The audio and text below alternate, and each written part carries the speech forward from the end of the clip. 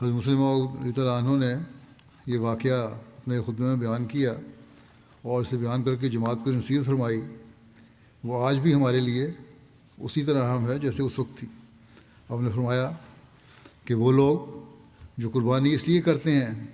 کہ انہیں کوئی عہدہ ملے یا دولت وغیرہ ملے، وہ ہرگز میرے بلانے پر، یعنی خلیفہ وقت کے بلانے پر قربانی کے لیے نہ آئیں، بلکہ وہی لوگ آئیں جو خدا کے لیے قربانی کرتے ہیں، کیونکہ میں تو خود کمزور اور بیمار انسان ہوں، میں کسی کا احسان نہیں اٹھا سکتا، بس میں اپنے لیے نہیں مانگتا، جو خدا تعالیٰ کے لیے دیتا ہے وہ دے، اور خدا تعالیٰ اس کا بدلہ بھی دے گا۔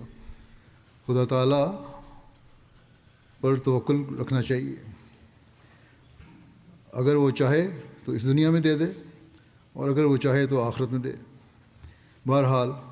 جو اخلاص سے قربانی کرتا ہے اس کی قربانی ضائع نہیں جاتی۔ مومن کی قربانی کو کوئی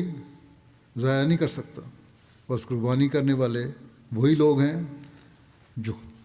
جو خدا کو مد نظر رکھتے ہیں، نہ کہ دنیا کو۔ بس ہمیشہ قربانی اور عہدے کے لیے خدا تعالیٰ کی رضا کو مد نظر رکھنا چاہیے، تبھی وہ خدا تعالیٰ کے اصل انعامات کو حاصل کرنے والے ہوں گے۔ ایک عمر پر پہنچ کر افراد جماعت میں بھی یہ خیال پیدا ہو جاتا ہے کہ ہمارا اتنا تجربہ ہے، ہم نے اتنا کام کیا ہے، ہمیں اس کا ریوارڈ ملنا چاہیے، جو نہیں دیا جاتا۔ وہ سوچیں کہ کیا دنیا کا ریوارڈ صرف لینا ہے یا اللہ تعالیٰ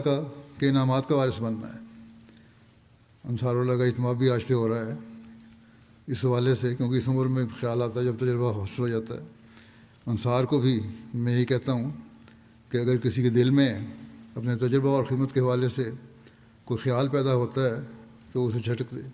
اور خدا تعالیٰ کی رضا حاصل کرنے کی کوشش کرے۔